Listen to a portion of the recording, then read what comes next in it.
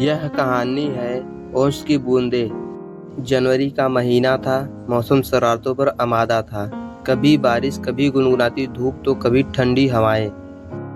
आज वह काफी जल्दी उठ गई थी। कुछ दिनों से न जाने क्यों उसकी नींद भी बेचैनी थी।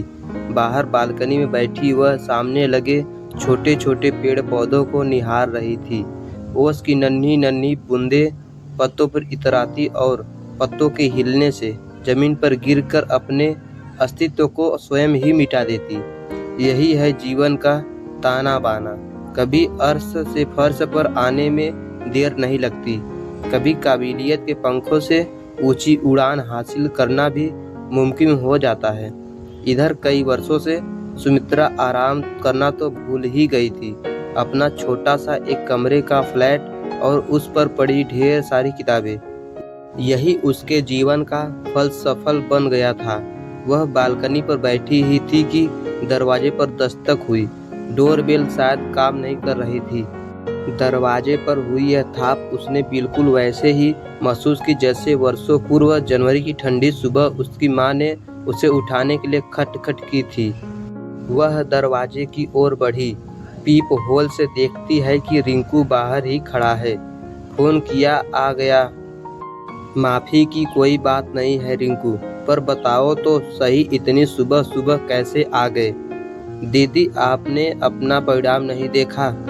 लोक सेवा आयोग की परीक्षा में सफल हुई हैं आप। मुझसे रहा ना गया तो यहीं भागा चला आया। सुमित्रा की आंखों में खुशी के आंसू छलक उठते हैं। कुछ बोल ही नहीं पाती, सिर्फ निहिर सी रिंकू की ओर देखती रह जाती है। रिंकू ही वह शख्स था जिसने इस अनजान शहर में उसकी मदद की थी।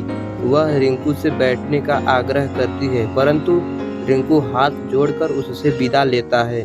बस आज मेरा लक्ष्य पूरा हुआ, अभी चलता हूँ, पर जब भी इस भाई की जरूरत हो अवश्य याद करना, मैं हाजिर हो जाऊंगा।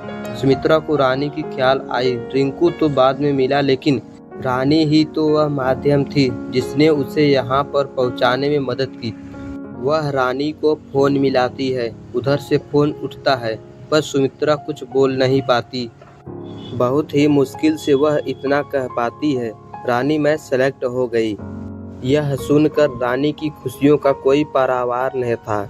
दोनों सहेलियों की आंखों में खुशी के आंसू छलक आए।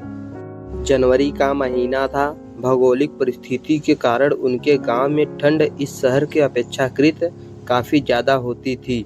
चाचा, मगर इतनी सुबह सुबह क्यों?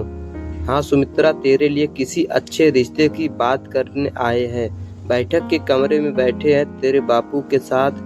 तू भी हाथ मुंह धोकर आ जा, कुछ पूछना हो तो पूछ लेना। कहा सर्व सुविधा संपन्न प्रधान का परिवार, और कहाँ सुमित्रा के पिता एक साधारण सा सरकारी मास्टर थे। सुमित्रा दुल्हन बन ससुराल पहुंची तो वही परंपरागत सामाजिक बातें शुरू हो गई जो सदियों से हमारे समाज में होती आई है। मसलन दहेज में क्या क्या आया। सुरेश की बुआ ने तो ताना तक मार दिया। मास्टर ने बेटी को बिना जेवर के कैसे ससुराल भेज दिया। प्रधान, उनकी पत्नी, 2 बेटे और एक अविवाहित बेटी। कुछ महीनों तक सब कुछ ठीक ठाक रहा, पर न जाने प्रधान का हृदय परिवर्तन कैसे हो गया। बस फिर क्या था, सुमित्रा के प्रति उन सब के व्यवहार में बदलाव आने लगा, जिससे वह खुद भी महसूस करने लगी थी। उपेक्षा का दौर शुरू होकर अत्याचार की हद तक पहुंच गया। उन सभी लोगों की वह काफी सेवा करती थी, मगर फिर भी परिवार वालों के व्यवहार में कोई परिवर्तन नहीं आया। आज उसने निश्चय कर लिया था कि अब वह इस अंधेरे में ज्यादा देर नहीं रहेगी और रोशनी की तलाश में निकलेगी। दुश्मन भी कभी कभी अनजाने में हमारी सहायता कर बैठते हैं। उसने परिणाम की ओर दृष्टि डालते हुए फैसला किया कि जितनी भी महिलाएं घर परिवार से प्रताड़ित होंगी, वह उन सबको न्याय दिलवाएंगी। उसके चेहरे पर एक मुस्कान फैली और उसने देखी कि ओस की अधिकांश बूंदें अब तक निढाल हो चुकी थी, पर कुछ अभी भी पत्तों पर टिकी अपने अस्तित्व को बचाने में कामयाब रही थी। मित्रों, कहानी कैसी रही आप लोग जरूर बताएं।